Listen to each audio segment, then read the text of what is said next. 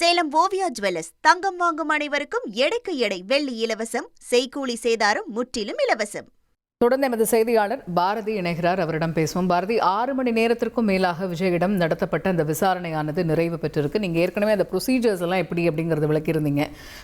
காலையிலேருந்து என்னென்ன கேள்விகள் எழுப்பப்பட்டிருக்குமோ அதுக்கு எழுத்துப்பூர்வமாக அவர் சொன்ன பதில் அப்படிங்கிறது எழுத்துப்பூர்வமாக பதிவு செய்யப்படும். அப்புறம் அவரோட கையொப்பம் பெறப்படும். இது போன்ற ப்ரொசீஜர்ஸ்லாம் இருக்கும் அப்படிங்கிறது சொல்லியிருந்தீங்க. இன்னையோட இந்த விசாரணை அப்படிங்கிறது விஜயிடம் நிறைவு பெற்றது அப்படின்னு புரிஞ்சுக்கலாமா? திரும்ப விசாரணைக்கு அவர் அழைக்கப்படுவதற்கான வாய்ப்பு இருக்கா? அதை பற்றிய விவரங்கள். கண்டிப்பாக விஜய் வெளியே வந்த பின்னர், அதாவது சிபிஐ விசாரணையில 2வது நாளாக ஆஜராகி விசாரணை முடிந்து வெளியே வந்த விஜய் ஊடகங்களை பார்த்து கையசைத்தார். அது ஊடகங்களை பார்த்து கையசைத்தார் என்பதை தாண்டி அவரது ரசிகர்களுக்கும் அதே போல தமிழ்நாட்டு மக்களை நோக்கி கையசைத்ததாக பார்க்கணும். இதை பார்த்தாலே புரிந்து கொள்ளவும் அவரிடம் நடைபெற்று வந்த விசாரணையானது நிறைவடைந்திருக்கிறது என்பதை நாம் புரிந்து கொள்ளலாம். இந்த கையசைப்பில் இருந்து என்றால் கடந்த முறை பார்த்தீங்கன்னா அவர் கார்ல உள்ள இருந்து வெளியே நேரா போயிட்டாரு. ஆனா இந்த முறை அப்படி அல்ல, இறங்கி வந்து ஊடகங்களை பார்த்து, ஏனென்றால் அன்றைய தினம் கூட காலையிலிருந்து பல மணி நேரம் ஊடகங்கள் சிபிஐ அலுவலகம் முன்பே காத்திருந்தது.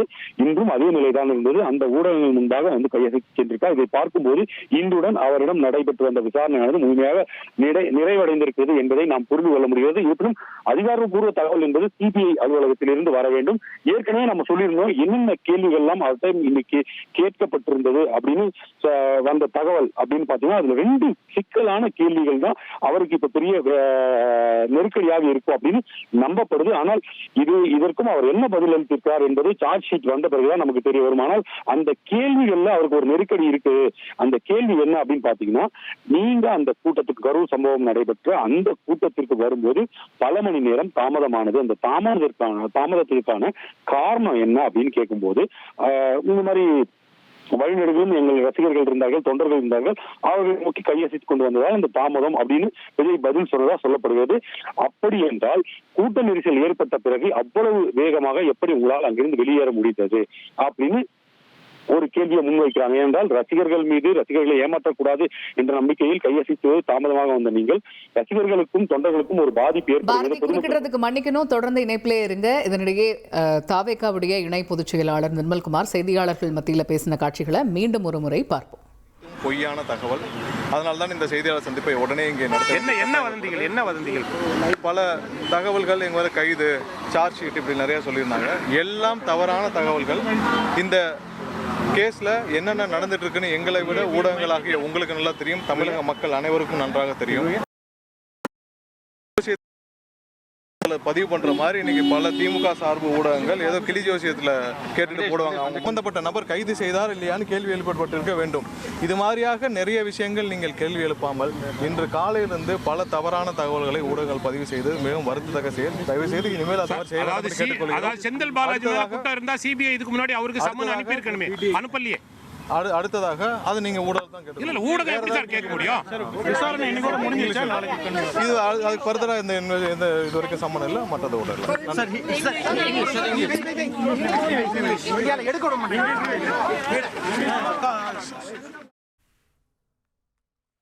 கரூர் கூட்ட நெரிசல் விவகாரத்தில் விஜயிடம் நடைபெற்ற சிபிஐ விசாரணை நிறைவு பெற்றிருக்கிறது. சிபிஐ அலுவலகத்தில் இருந்து வெளியேறி கையசைத்து சென்றார் விஜய். இதனை அடுத்து கட்சியினுடைய இணை பொதுச் செயலாளர் நிர்மல்குமார் செய்தியாளர்கள் மத்தியில் பேசிய காட்சிகளையும் நாம் பார்த்தோம். இன்றைய விசாரணையை பொறுத்த வரைக்கும் 6 மணி நேரத்திற்கும் மேலாக விஜயிடம் விசாரணை நடைபெற்றது. விசாரணைக்கு தொடர்ந்து ஒத்துழைப்பு அளித்து வருகிறோம் என்று செய்தியாளர்கள் கேட்ட கேள்விக்கு பதிலளிக்கையில் திரு நிர்மல்குமார் தெரிவித்தார். தவறான தகவல்களை பரப்ப வேண்டாம் என்றும் வலியுறுத்தினார் திரு நிர்மல்குமார். இந்த நிலையில் 2 நாள் விசாரணை நடந்தது.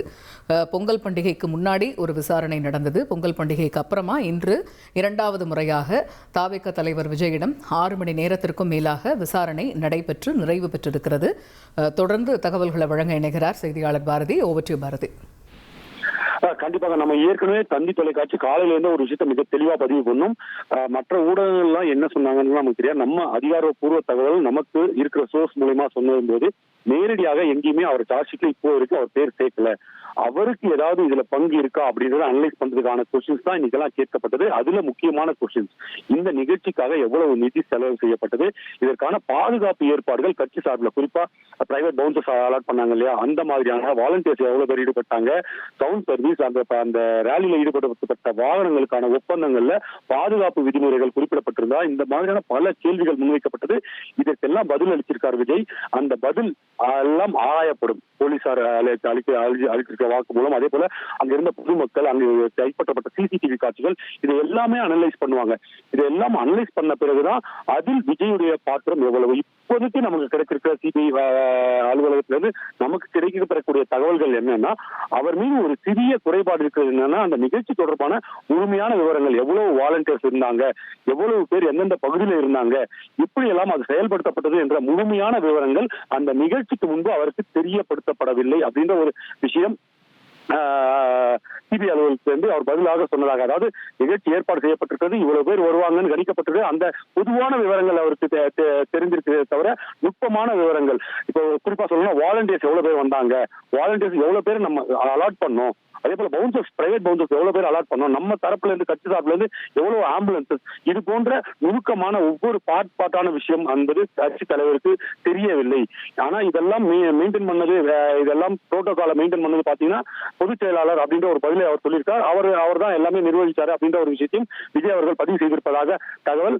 இதனால விஜய்க்கு பெரிய சிக்கல் இருக்காது அப்படின்னு சொன்னா கூட, இந்த முழு விவரங்களை விஜய் 2 நாளா கொடுத்திருக்காரு இல்லையா, 2 விசாரணையின் போது அவர் கொடுத்திருக்க ஸ்டேட்மெண்ட் எல்லாம் இதற்கு முன்பு தாவேகா தரப்புல இருந்து ஆஜரான நபர்கள் கொடுத்த ஸ்டேட்மெண்டோட ஒப்பிடுவாங்க, போலீஸ் தரப்புல இருந்து கொடுக்கப்பட்ட ஸ்டேட்மெண்டோட ஒப்பிடுவாங்க. அதன் பிறகுதான் விஜயின் பாத்திரம் இதில் எவ்வளவு உள்ளது, இந்த குறைபாட்டில் விஜயுடைய பங்கீடு ஏதாவது இருக்கிறதா, பங்கீடுனா நேரடியாக சொல்ல முடியாது, அவருடைய தவறு எதனா இருக்கிறதா, அவர் கவனிக்க தவறி விட்டாரா, அந்த முறையில் அவர் மேலே குற்றச்சாட்டு வாய்ப்பு இருக்கிறது. அப்படி எழும் பட்சத்தில் அப்போது அவர் பெயரானது அந்த சார்ஜ் ஷீட் குற்றப்பத்திரிகை சொல்லுவாங்களே அதுல சேர்க்கப்பட வாய்ப்பு இருக்குது. இப்ப வரைக்கும் அவருடைய பெயர் குற்றப்பத்திரிகையில சேர்க்கப்படலை அப்படிங்கிறதுதான் தகவலா இருக்குது.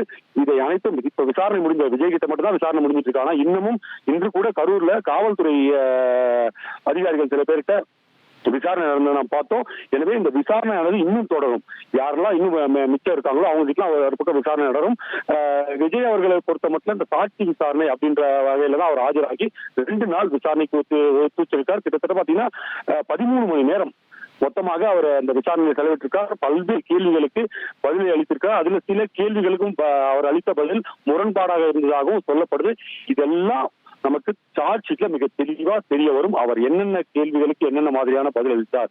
தற்போது வரைக்கும் நமக்கு கிடைத்திருக்கக்கூடிய தகவல் நம்ம காலையிலேருந்தே பதிவு பண்ணும். என்னன்னா, அவருக்கு நெருக்கடி ஏற்படுத்தக்கூடிய ஒரே கேள்வியாக அந்த தாமதம் என்ற ஒரு வார்த்தை தான் வந்து நிற்குது.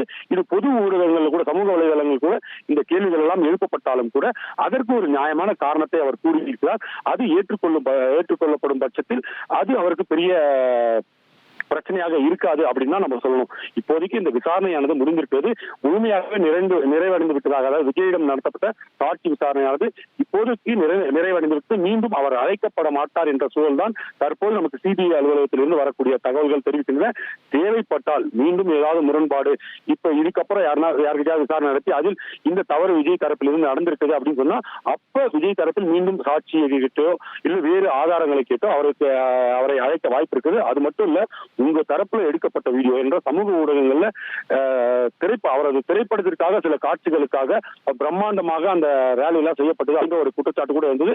அது தொடர்பாக கூட கேள்வி எழுப்பப்பட்டதாக சொல்லப்படுகிறது. எனவே அந்த காட்சிகள் அவங்க ட்ரோன் கேமரால பண்ணதாக இருக்கட்டும், அவர்களே அந்த பிஆர்ஓன்னு சொல்லுவாங்க இல்லையா, அந்த பிஆர்ஓ டீம் வச்சு ஷூட் பண்ண வீடியோக்களாக இருக்கட்டும், இவை அனைத்து ஃபுட்டேஜ்களுமே கேட்டிருக்கிறார்கள். ஏற்கனவே அது சிபிஐயால் கைப்பற்றப்பட்டது. வேறு ஏதோ இருக்கிறதா என சமூக ஊடகங்களில் பல வீடியோக்கள் வந்தது. அந்த வீடியோக்கள் அதில் உங்கள் தரப்பிற்கு அனுப்பப்பட்ட வேற ஏதாவது பொதுமக்கள் உங்களுக்கு அனுப்பியிருக்கார்களா, அந்த வீடியோ அப்படி ஏதாவது இருந்தால் அதையும் எங்களுடன் பகிருங்கள் என்றும் கேட்டுக்கொள்ளப்பட்டிருக்கிறது. ஒட்டுமொத்தத்தில் இந்த குற்றப்பத்திரிகை அப்படின்றது வந்து பிப்ரவரி முதல் 2 வாரங்களுக்குள் முதற்கட்ட குற்றப்பத்திரிகை, ஃபைனல் குற்றப்பத்திரிகை அப்படின்னு சொல்ல முடியாது என்றால் விசாரணை தொடர்ந்து நடைபெற்றுக் கொண்டிருக்கிறது. குற்றப்பத்திரிகை அப்படின்றது ஒரு போட்டதிலிருந்து 90 நாளுக்குள்ள முறைப்படி நீதிமன்றத்தில் சமர்ப்பிக்கணும். ஒருவேளை விசாரணை முடியாத பட்சத்தில் அந்த இன்டரிம் சார்ஜ் ஷீட் அப்படின்னு சொல்லுவாங்க, முதற்கட்ட குற்றப்பத்திரிகையை தாக்கல் செய்யணும். அந்த வகையிலாவது பிப்ரவரி 2வது வாரத்திற்குள் ஒரு குற்றப்பத்திரிகையானது நீதிமன்றத்தில் தாக்கல் செய்யப்படும் அப்படின்ற நிலைமை தான் இருக்கு. அந்த குற்றப்பத்திரிகையில விஜயோட ஸ்டேட்மெண்ட் கண்டிப்பா இடம்பெறும் என்றால் அவரிடம் 2 நாள் விசாரணை நடைபெற்றிருக்கிறது. அவர் என்னெல்லாம் பதில் சொல்லியிருக்காரு, அவரிடம் என்னெல்லாம் கேள்வி கேட்கப்பட்டது, இங்கெல்லாம் அவர் முரண்பாடா பதில் சொல்லியிருக்காரு, அவருடைய கட்சி நிர்வாகிகள் என்ன பதில் சொல்லியிருக்காங்க, போலீஸ் தரப்புல இருந்து என்ன சொல்லப்பட்டது, பாதுகாப்பு குறைபாடு காரணமா போலீசார் முன்கூட்டியே கணித்தார்களா, அது கட்சிக்கு தெரிவிக்கப்பட்டதா, இவ்வளவு கூட்டம் கூடும் கட்சிக்கு தெரிவிக்கப்பட்டதா என்றால் இன்று கூட நிர்மல்குமார் அவர்கள் பேட்டி அளித்த போது ஒரு குறிப்பிட்ட கட்சி நபரின் பெயரை அவர் குறிப்பிட்டார். இது கட்சி சார்பில் அவர் சொன்னாலும் கூட பொது ரீதியாக இந்த வழக்கை சம்பவத்தை பொறுத்த மட்டும் அவரது பங்கீடு என்ன என்பது விசாரிக்கப்பட வேண்டும் என்ற நிலைமை கூட இருக்குது. இதெல்லாம் உண்மையா அப்படின்றத போலீஸ் ஏற்கனவே போலீஸோட ஸ்டேட்மெண்ட் நீங்க எப்பெல்லாம் எங்கெல்லாம் அறிவுறுத்தினீங்க, குறிப்பா கரூர் காவல்துறையில கரூர்ல அந்த பாதுகாப்பு ஏற்பாடுகளுக்கு அனுமதி கொடுத்த காவல்துறை எவ்வளவு போலீசாரை எங்க பாதுகாப்புல அமர்த்தினாங்க, அந்த நேரத்துல எவ்வளவு கூட்டம் அங்கு இருந்தது, நேரம் கடக்க எவ்வளவு கூட்டம் அங்கு அதிகரித்தது, அதற்கு போலீஸ் எடுத்த நடவடிக்கை என்ன, இப்படின்ற கேள்விகள்லாம் ஏற்கனவே காவல்துறையை கேட்டாச்சு. விஜய் தரப்புக்கும் காவல்துறை இவ்வளவு கூட்டம் கூடுது, நிகழ்ச்சியை ரத்து செய்யுங்க அப்படின்னு சொன்னாங்களா இப்படின்ற கேள்வி விஜயிடமும் முன்வைக்கப்பட்டது. அதற்கும் விஜய் பதிலளித்து விட்டார். ஒட்டுமொத்தத்துல இப்ப விசாரணையானது ஓரளவுக்கு இறுதி கட்டத்தை எட்டிவிட்டது. எப்படி தாவேகா தரப்புல இருந்து சிபிஐ விசாரணை கேட்கப்பட்டதோ அதன்படி சிபிஐ விசாரணை இறுதி கட்டத்தை எட்டி இருக்கிறது என்றாலும் கூட சார்ஜ் ஷீட்ல இன்னைக்கு 2 நாள், அதாவது 12ஆம் தேதி ஒரு ஆஜராகி கிட்டத்தட்ட 7 மணி நேரம் விசாரணை நடந்தது. இன்று 19ஆம் தேதி இன்றைய தினம் கிட்டத்தட்ட 6 மணி நேரத்திற்கு மேலாக விஜயிடம் சிபிஐ விசாரணையானது நடத்தியது. அவர் ஸ்டேட்மெண்ட் கொடுத்திருக்காரு. இது எல்லாத்தையும் அனலைஸ் பண்ண பிறகுதான் யார் யாருக்கெல்லாம் என்னென்ன பங்கு இருக்கிறது, அதாவது நம்ம சொல்லணும்னா ஒரு ரேங்கிங் படி சொல்லணும். இவர் முதல் அக்யூஸ்ட் 1 அக்யூஸ்ட் 2 சேர்ப்பாங்க இல்லையா எஃப்ஐஆர்ல, யார் முதல் குற்றவாளி, யார் 2வது குற்றவாளி, யார் மீது தவறு இருக்குது அப்படின்றதெல்லாம் சேர்க்கப்படுவார்கள்.